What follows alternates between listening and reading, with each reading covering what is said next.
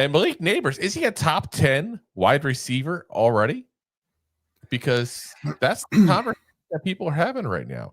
And it's a legit conversation to have, I think. I mean, this is so Jeremy Fowler. Very fair conversation.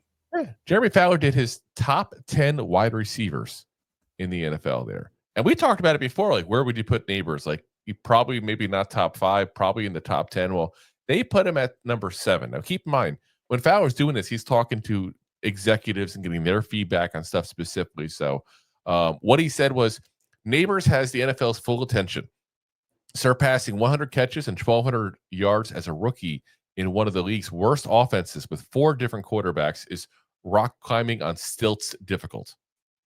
I gotta love that because that is very well put. Now you got a job at ESPN. Yeah, golf clap. The receptions total is second most by a rookie in NFL history behind Raiders tight end Brock Bowers, 112. I gotta say also, how crazy is that we had the 2 top rookie reception all-time, leaders. And it was a battle to the end. In the same year. Crazy. Yeah. Yeah. Both with no quarterbacks to throw to them.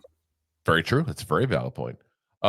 He says, easily the Giants' best draft pick of the Brian Dable, Joe Shane era. Nabors will lead the charge for New York as it transitions at quarterback with Russell Wilson as the bridge and Jackson Dart as the future. The Giants force-fed Nabors with 171 targets, second in the league behind Chase. Nabors proved he could handle the workload by not breaking down and still sidestepping defenders. Nabors' 19 forced missed tackles tops all rookie receivers. There's a couple things to break down in that. We kind of broke down some of it already as far as the record and that kind of stuff. But let's talk about the force feeding thing for a second, because I don't disagree. They force fed Malik Nabors. Like, that was like one thing we had working. I was like, oh, this seems to be working. Let's just keep. Yeah. We don't have Barkley anymore. We have to take away this key over here. That's dingling. That's working very well. And we have to go with this one over here. Like, that's kind of what we did. You ever play Madden against somebody that realized they can do this one run, and next thing you know, they keep running the ball that same exact route every single time? Exactly what we did.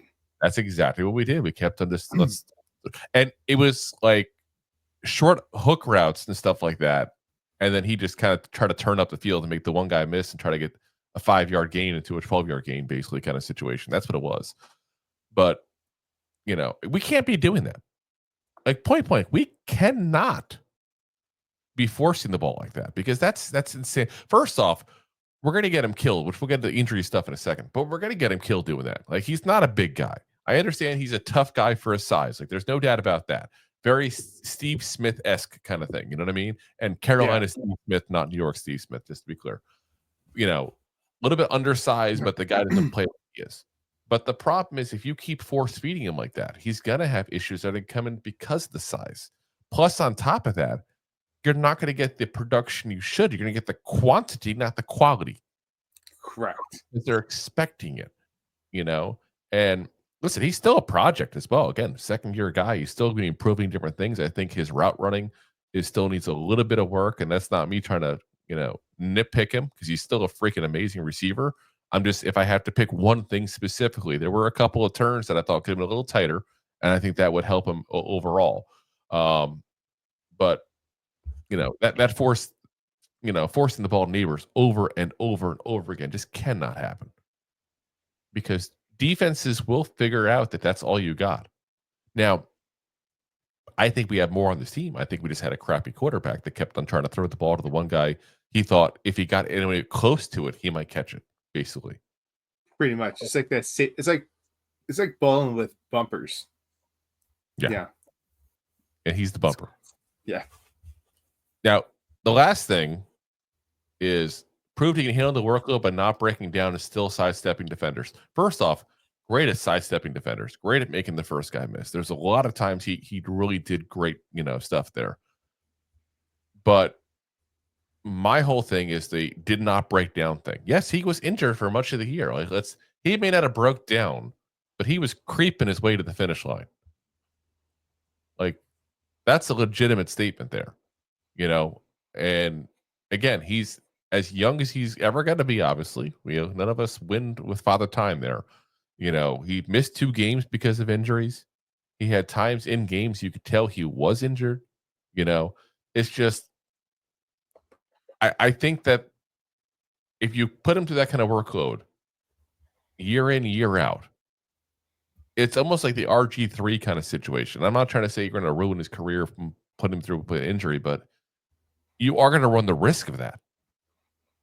You have to sometimes protect these players themselves. I know Nabors wants the ball. Like, trust me, I feel like he's going to write the sequel to Keyshawn Johnson's book at that point. Like he's that kind of player. He wants the damn ball. He's got that dog mentality. You got to take the good with the bad with that. But you have to protect him from himself. We did none of that last year whatsoever. We just kept on riding the one thing we could do and hoping things worked out in the end. And obviously, they did not.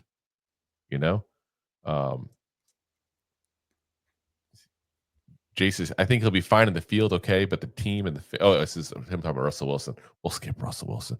He says, I don't think I've ever seen a rookie wide receiver force the ball to 6 games in his career. Yeah. It's insane. Remember that Browns game? Was there even another receiver? It doesn't seem like it. No. Washington? And I love everybody blamed on the Washington loss. Like, he dropped the ball, right? As we were going for a field goal. How many catches did he have? He had 2 touchdowns? I mean, what the hell? Yeah, 130, 40 yards, something, whatever it was. Absolutely ridiculous. David, what's up? It says he has to cut down procedure penalties too. 6 was ridiculous. Listen, the whole damn team needs to cut down on procedure penalties. Yeah, we were terrible with penalties last year. But never illegal formations, legal man downfield, all the legal receivers as often as I saw last year. That was insane. Absolutely absurd. Yes. Jay said Jalin Hyatt put some weight on. He's going to break out. Stop. But listen, Wan'Dale might. Wan'Dale could. I swear it. You know my thoughts on Wan'Dale. Beast. Give me both. So watch him with an actual quarterback this year. See what happens. Yeah, does he get the ball behind the line of scrimmage? Yep, exactly. Jay says, David, those were horrendous. Dable's fault, partially. You think? Definitely. He says Timon Fox is a dog. At least spell the name right. And I mean dog. That was spelled wrong. Oh, you're talking about, that's right, dog. And David says, yeah, Dable has dog law.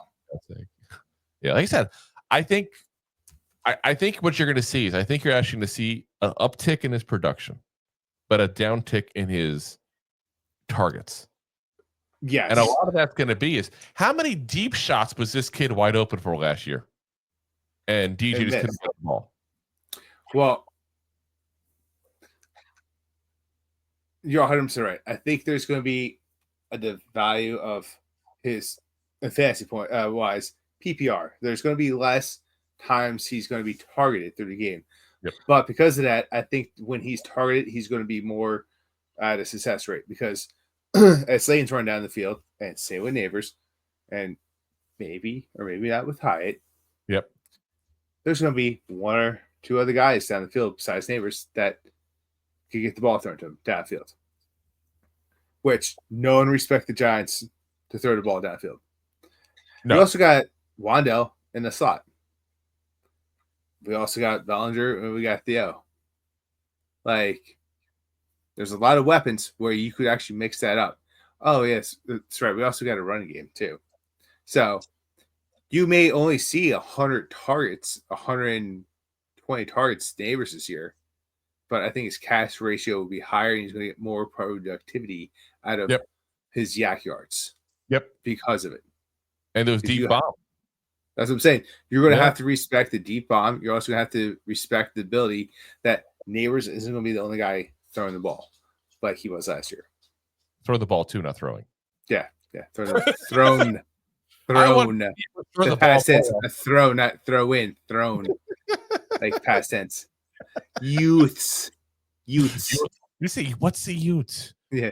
Jason, I want Rob to do his Italian skit for the whole show. The Timon. Come di Gabigu. Oh gosh. The impersonations of one of the goofballs, not necessarily the Pasta vagou, bafangul. I have to do it. I'm Italian. Oh my gosh. Thanks for watching. Like the show?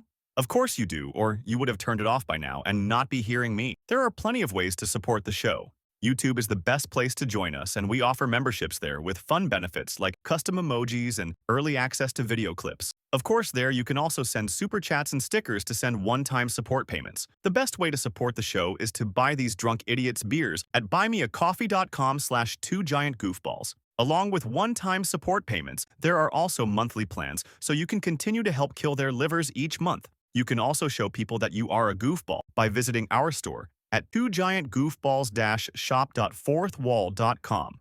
We got everything from shirts, hats, phone cases, funny candles, buttons, stickers, and even a 2 Giant Goofballs towel to dry off your goofballs. Of course, you can always support the show for free by simply hitting the like, subscribe, and share button wherever you are watching or listening to this. Hit the thumbs up on YouTube. Leave a 5-star review on Apple Podcasts. It helps the show tremendously, and quite frankly, the Goofballs suck at marketing and need your help to get the word out. Thank you for being part of the Goofball Army and for taking the time out to support the show.